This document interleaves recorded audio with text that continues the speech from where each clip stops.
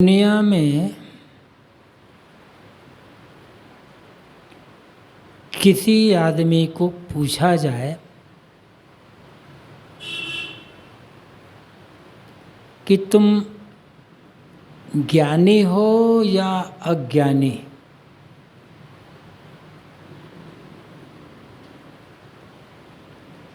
तो अधिकतम लोगों का उत्तर यही होगा कि मैं ज्ञानी हूँ। यदि ये प्रश्न किया जाए कि तुम अनपढ़ हो या विद्वान, तो बहुत सारे लोग ये कह देंगे महाराज हम तो अनपढ़ आदमी हैं। बहुत सारे लोग अपने को अनपढ़ मानने को तो तैयार हैं, किंतु अज्ञानी मानने को तैयार नहीं है।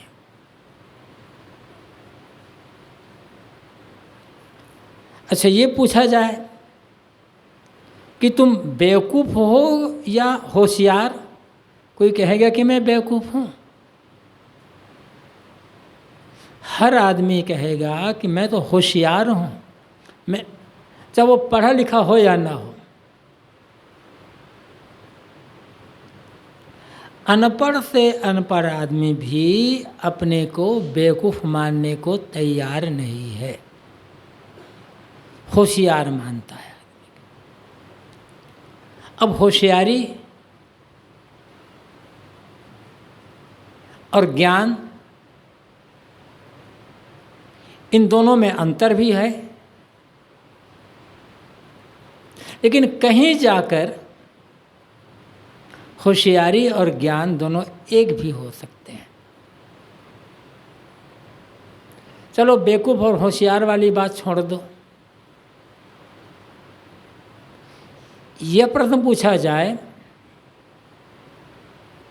कि तुम समझदार हो या नासमझ, तो कोई अपने को नासमझ तो नहीं मानेगा।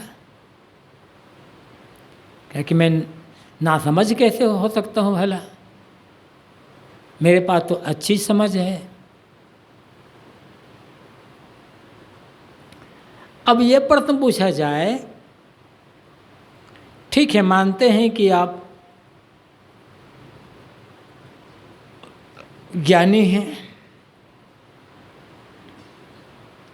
तो आप ज्ञानी क्यों मानते हैं अपने को, या समझदार होशियार क्यों मानते हैं अपने आप को? किस आधार पर अपने को ज्ञानी होशियार या समझदार कहते हो? तो अनेक कारण गिना देंगे लोग। मैंने ऐसा किया, मैंने वैसा किया, मैंने इतना धन बढ़ा लिया, मैंने इतना बड़ा मकान बना लिया, मैंने इतना व्यापार कर लिया, अब पता नहीं क्या क्या। लेकिन ये सारी बातें किसी के ज्ञानी समझदार और होशियार होने के लक्षण नहीं हैं।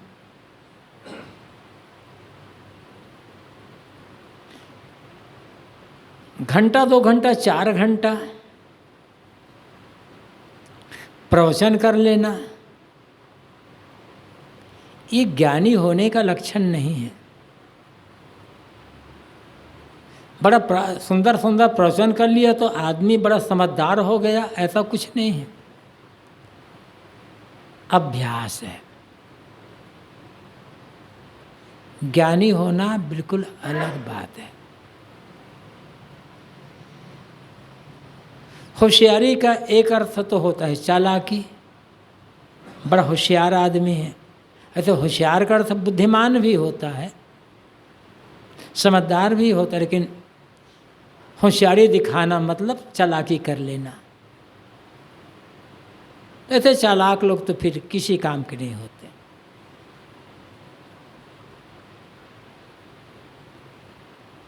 तो ज्ञानी, हर आदमी अपने को ज्ञानी मानता है। अच्छी बात है, मानना चाहिए। लेकिन ज्ञानी होने का अर्थ क्या है ये समझना होगा। एक आंतरिक और एक बाह्य व्यवहारिक।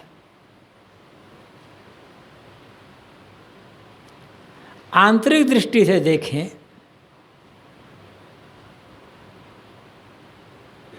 तो ज्ञानी होने का अर्थ क्या है ये समझना होगा। जब मन में कोई दुख ना हो, कोई पीड़ा, कोई तनाव, कोई चिंता ना हो, भय भी ना हो, यहाँ तक मृत्यु का भी भय खत्म हो, रोग लगने पर सेवा कौन करेगा ये भय भी खत्म, किसी प्रकार का भय ना हो, ये बताते हैं। दुख ना होना, चिंता ना होना, तनाव ना होना, भय ना होना, यह है ज्ञानी होने का लक्षण।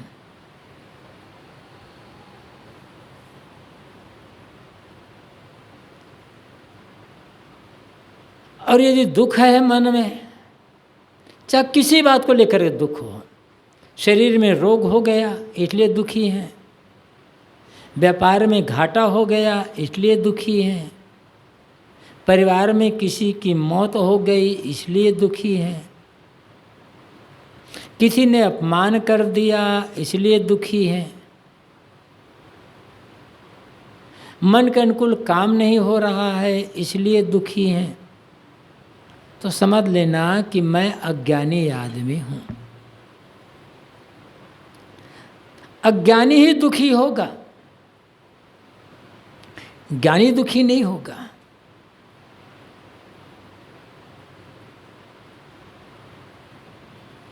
घटनाएं हर आदमी के जीवन में हर प्रकार की घटेगी। बुद्धिमान हो जाना अलग बात है, बुद्धिमान होना और ज्ञानी होना अलग अलग बात है। बुद्धिमान भी अज्ञानी हो सकता है, बड़े बुद्धिमान है, बड़ी तेज बुद्धि है,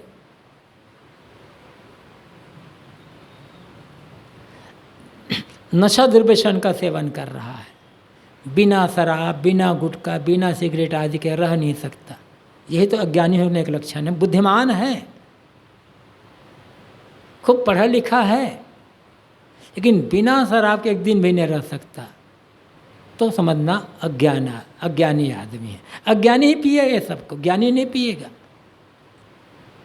विद्वान पिएगा, ज्ञानी नहीं पिएगा।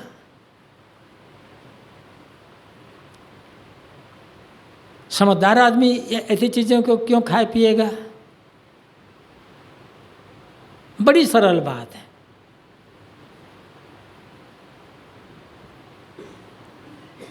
तो बुद्धिमान हो जाना और ज्ञानी होना अलग अलग है। अब भीतर का जो दुख है एक बारगी नहीं मिटेगा, धीरे धीरे मिटेगा। मैंने कहा था कि प्रवक्ता भी हो सकता है, साधु भी हो सकता है। कोई साधु हो गया, प्रवक्ता हो गया, तो ये मत समझना कि वो ज्ञानी भी होगा। साधु हो जाना ज्ञानी होने का लक्षण नहीं है, प्रवक्ता होना तो लक्षण है ही नहीं। लोभ छूटा है या नहीं छूटा है, चाहे पैसे का लोभ हो, चाहे पद का लोभ हो, चाहे प्रतिष्ठा का लोभ हो, चाहे लोग हमें अच्छा माने इसका लोभ हो, किसी भी प्रकार का लोभ हो, लोभ अज्ञानी होने का लक्षण है।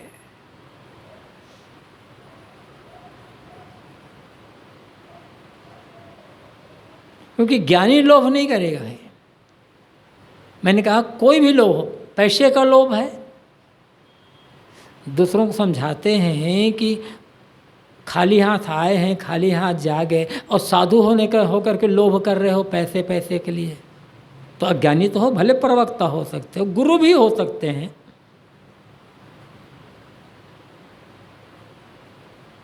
ज्ञानी पैसे का उपयोग करेगा, तिरस्कार नहीं करेगा, क्योंकि जीवन है तो पैसे का उपयोग है, पैसे की आवश्यकता है। लेकिन पैसे का उपयोग करना, पैसे की आवश्यकता होना बिल्कुल अलग बात है, और पैसे का लोभी होना अलग बात है।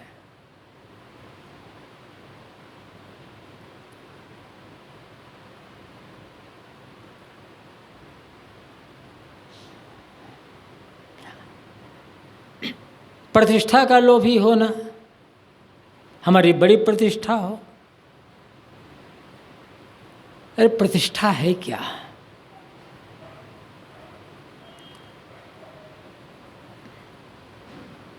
ऊंची गद्दी लगा दी है, सब लोग नीचे बैठे हैं, हम ऊपर बैठ गए, बड़ी गद्दी पर बैठ गए, तो कौन सी बड़ाई हो गई?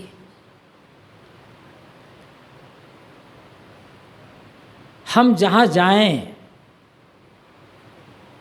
लोग खड़े होकर हमारा स्वागत करें, हाथ जोड़कर हमारा स्वागत करें, ऐसा भी भाव है तो समझना कि मैं अज्ञानी आदमी हूँ। अज्ञानी सोचेगा, लोग खड़े होते उनकी मर्जी, लोग खड़े नहीं हुए, दुखी हो गए, तो समझना कि मैं साधु भले हूँ, गुरु भले हूँ, लेकिन किंतु अभी अज्ञान मेरे भीतर कुट कुट करके भरा है, इसीलिए खड़े नहीं हुए। लोग हाथ में जोड़ते, मैं दुखी हो गया। लोग खड़े हो गए, हाथ जोड़ लिए, तो मेरा कौन सा लाभ हुआ? ये खड़े होने की बात आई, देखो उदाहरण याद आ गया। एक विद्वान हैं, शायद भिक्षु हैं या गृहस्थ हैं, इधर सा ताइवान के हैं या तिब्बत के हैं। उन्होंने एक पुस्तक लिखी है, जहाँ जहाँ चरण परे गौतम के, बुद्ध के बारे में। उसमें उन्होंने लिखा है, साधु ही है, कि मैं अमुक देश में गया था और जगह जगह यात्रा करनी पड़ती थी, बसें सब तरफ सुलभ। तो जैसे कोई बस स्टैंड जब मैं खड़ा हूँ और बस आई, तो जैसे मैं बस पर चढ़ता था, वैसे ही लोग खड़े होकर के सब सीट से खड़े हो जाते थे। मैं समझता था कि मैं साधु हूँ, इसलिए लोग खड़े होकर मेरा स्वागत कर रहे हैं। कई बार ऐसी घटना घटी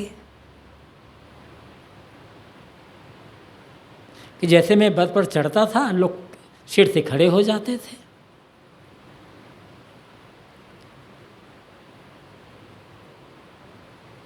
तो एक बार मैंने कहा, भाई देखो, मैं बस पर चढ़ता हूँ तो आप लोग खड़े ना होया करें, स्वागत करने की आवश्यकता नहीं है, आप लोग सीधे बैठे रहें। उन्होंने कहा, महाराज आपका स्वागत नहीं कर, हमारे यहाँ साधु को बड़ा अशुभ माना जाता है, साधु आगे मतलब काम बिगाड़ जाएगा, हम लोग खड़े हो जाते इसीलिए। कि ऐसी बात तो नहीं है। वो समझते थे कि हमारे स्वागत के लिए खड़े हो रहे हैं, वो समझते थे मत साधु आया मतलब काम बिगड़ा, डर के मारे खड़े होते थे वो लोग। तो ऐसा तो नहीं भी कि हम जाते हैं तो कहीं लोग डर कर खड़े हो रहे हों और हम मालिक हमारे स्वागत में खड़े हो गए। मैं कह रहा था, लोभ ना हो कहीं पर, चिंता ना हो, भय ना हो, दुख ना हो, तो समझना कि हाँ भीतर ज्ञान है, मैं ज्ञानी होने के रास्ते पर चल रहा हूँ। लेखक हो जाना अलग बात है, बड़े बड़े लेखक हैं, लेकिन जिंदगी भर दुखी। एक बड़े लेखक ने लिखा, प्रसिद्ध लेखक, अपने जीवन के अंतिम समय में उस लेखक ने अपने मित्र से कहा कि जीवन भर में प्रसन्नता के बारे में, प्रसन्न कैसे रहना चाहिए,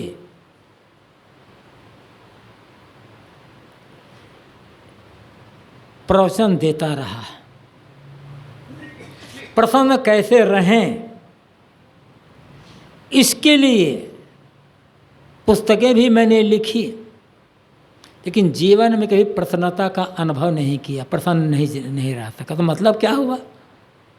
दूसरों को बता रहे हैं प्रसन्न कैसे रहना चाहिए, किताब भी लिख रहे हैं, और जीवन में प्रसन्नता क्या चीज़ है अनुभव नहीं हुआ। तो मतलब क्या होता है? ये ज्ञान नहीं है, अभ्यास है, जानकारी है। एक वो उदाहरण सुना होगा ना आप लोगों ने, एक बड़े शहर में पुस्तकों की एक बड़ी सी दुकान थी, जहाँ काफ़ी लोग पुस्तक खरीदने आया करते थे।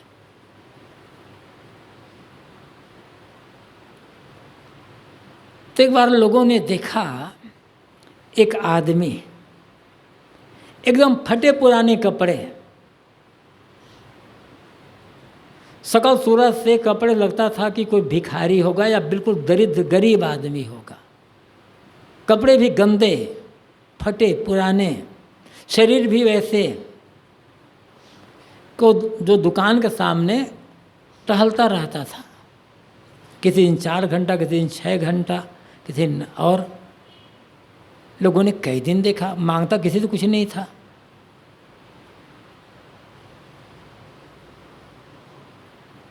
लोगों को लगता था कि शक्ल से तो भिखारी लग रहा है, एकदम गरीब, मांगने के लिए हो, लेकिन देखा मांगता किसी से कुछ नहीं था। वो 4-6 दिन ऐसे घूमते रह गए, दुकान सामने आते बताते, लोगों आते जाते देखते थे, कभी खड़े होकर देखते थे, कभी बैठ कर देखते, कभी ऐसे घूम कर देखते थे। तो लोगों ने उनसे पूछा, भाई तुम ये हम कई दिन से देख रहे हैं कि तुम इस दुकान सामने घूमते रहते हो, या तो खड़े रहते हो या बैठे रहते हो, दुकान में आने जाने वाले लोगों को तुम देखते रहते हो, क्या बात है? तुम्हें किसी से कुछ मिलना है या किसी से कुछ मांगना है? कहा भाई मैं न तो किसी से मैं मांगने आता हूँ और न किसी से मैं मिलने के लिए आता हूँ। बात यह है कि मैंने किताब लिखी है, धनवान कैसे बने, देखता हूँ कोई बिक्री हो रही कि नहीं हो रही है, और खुद भिखारी। धनवान कैसे बने किताब लिखे हैं, अभी जा रहे भिखारी, खुद को पता नहीं है। तो दूसरों को ज्ञान बताना सरल है, ज्ञान को जीना, तब दुख मिटेगा। तो मैंने शुरू में प्रश्न उठाया था कि पूछा जाए लोगों से कि तुम ज्ञानी हो या ज्ञानी, तो अधिकतम लोगों को उत्तर होगा कि हम ज्ञानी हैं। और मान लेते कि हम बहुत पढ़े लिखे हैं, विद्वान हैं, बुद्धिमान हैं, लेखक हैं, प्रवक्ता हैं, साधु हैं, महंत हैं, गुरु हैं, तो हम तो ज्ञानी ही हैं। लेकिन ये ज्ञान का लक्षण नहीं है। दुखी ना होना, मन में लोभ ना होना, मोह ना होना, भय ना होना, ये ज्ञानी होने का लक्षण है। अब व्यवहार क्षेत्र में बाहर ज्ञानी वह है जो सरल है और विनम्र है। ज्ञान और अहंकार दोनों एक साथ कभी इस जगह नहीं होते। विद्वान अहंकारी होगा, बड़े बड़े विद्वान मिलेंगे, एक से एक महा अहंकारी, किसी के सामने झुकना नहीं जानते, किसी के सामने हाथ जोड़ना उन्हें पसंद नहीं आता, अपने को इतना बड़ा ज्ञानी मानते हैं। लेकिन ज्ञानी विनम्र होगा। जितना ज्ञान बढ़ेगा उतनी विनम्रता। अहंकार या तो अधूरे ज्ञान में होता है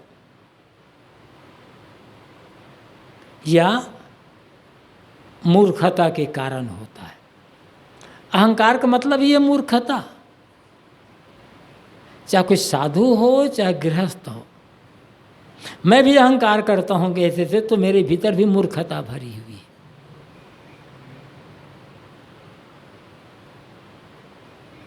तो ज्ञान का अर्थ है सहजता, सरलता, विनम्रता, दिखावा रहित हो जीवन होना। विद्वान दिखावा करेगा, क्योंकि भीतर जितना खाली होगा, भीतर जितना खोखलापन होगा, उतना ही बाहर दिखावा होगा। और जिसका भीतर ठोस है, भीतर ठोस कैसे होगा? जब सही ज्ञान होगा और उस ज्ञान के अनुसार से जीवन का आचरण होगा। आचरण जितना सही होता जाएगा, चरित्र जितना उज्जवल होता जाएगा, भीतर उतना ठोसपना आता जाएगा। और ज्ञान तो है ही। फिर दिखावा की क्या जरूरत है? आंतरिक नकलीपन का विज्ञापन है दिखावा। तो ज्ञान का अर्थ विनम्रता।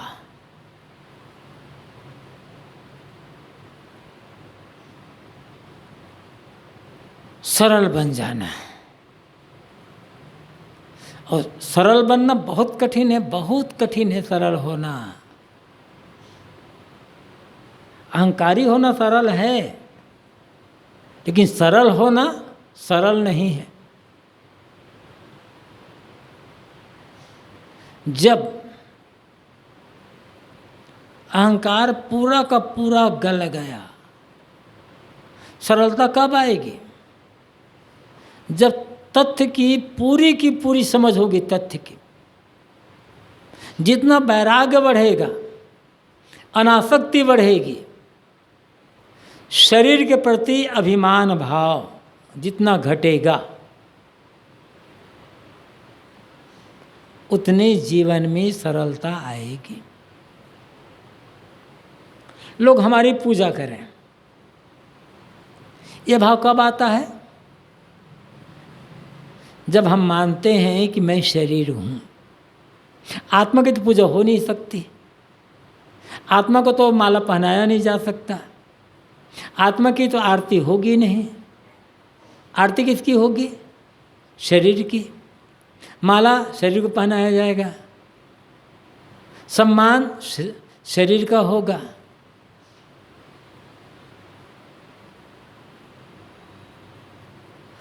तो मैं शरीर हूँ, ये भाव जब आता है, तब लोग मुझे बड़ा माने, मेरा आदर करे, मेरा सत्कार करे, मुझे प्रणाम करे, मेरी आरती करे, मुझे हार माला पहना करके स्वागत करे। ये भाव, यही तो अज्ञान है। कोई माला नहीं पहनाया हमें, तो घाटा हमारा क्या हो गया? कोई हाथ जोकर प्रणाम नहीं किया, तो घाटा क्या हो गया हमारा?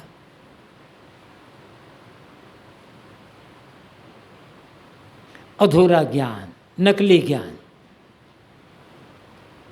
तो ज्ञान का अर्थ होता है बिहारी क्षेत्र में सरल विनम्र बन जाना। और आदमी जितना सरल होगा, जितना विनम्र होगा, उतना ही लोग उससे मिल करके प्रसन्न रहेंगे।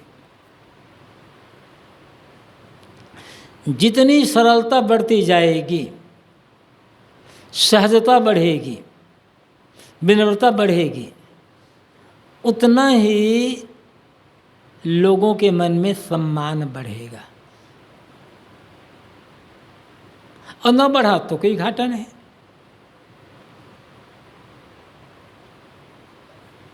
भीतर रस जब भरा रहता है, सरलता का, विनम्रता का रस, तब जीवन में मिठास आती है।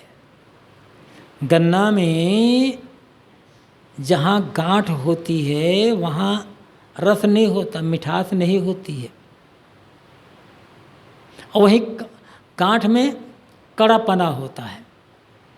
लेकिन जहाँ गन्ना के जिस भाग में रस भरा रहता है वहाँ गांठ नहीं होती, वह अंश कठोर नहीं होता है, मुलायम होता है। तो ज्ञान का अर्थ है भीतर मन का मुलायम होते चले जाना, प्रेम रस से, भक्ति रस से मन का भरा होना, ये ज्ञान होने का लक्षण है। ऐसा जिसके पास ज्ञान है वो दुखी क्यों होगा? जिसके मन में प्रेम का रस भरा है, भक्ति का रस भरा है, वो तो हर आदमी को प्यारा लगेगा ना। हर आदमी उसके साथ मिलना चाहेगा, बैठना चाहेगा, उसकी संगति चाहेगा। तो दो बातें, व्यवहारिक क्षेत्र में सरलता और आंतरिक क्षेत्र में दुखहीनता। ज्ञानी निर्णय की बात करता है, सत्य निर्णय की बात करता है। उस निर्णय से कितने लोग खुश होते हैं, कितने लोग नाखुश होते हैं, इसकी परवाह नहीं करता। ज्ञानी किसी को खुश करने के लिए बात नहीं करता, उसके मन में कुछ पाने की चाहना ही नहीं है, लोभ ही नहीं है, तो किसी को वो किसी को खुश क्यों करेगा? हम बिना मतलब दूसरों की प्रशंसा कर रहे हैं, इसका मतलब उससे हम कुछ पाना चाहते हैं, पाने का लोभ हमारे भीतर है। अब बिना मतलब आवश्यकता से अधिक बड़ाई मतलब चापलूसी। तो ज्ञानी चापलूसी क्यों करेगा? उसे कुछ चाहिए ही नहीं ना, न धन, न पद, न सम्मान, न प्रतिष्ठा। अज्ञानी आदमी ये सब करता है, या अल्प ज्ञानी आदमी ये सब करता है।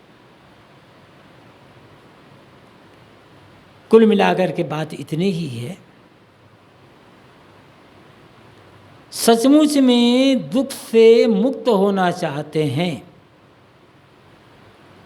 तो सच्चे ज्ञान को समझना होगा। उसके लिए बहुत पढ़ने लिखने की आवश्यकता नहीं है, जितना पढ़े लिखे हैं उतना पर्याप्त है। थोड़ा पढ़ते जाएं काम बनता चला जाएगा।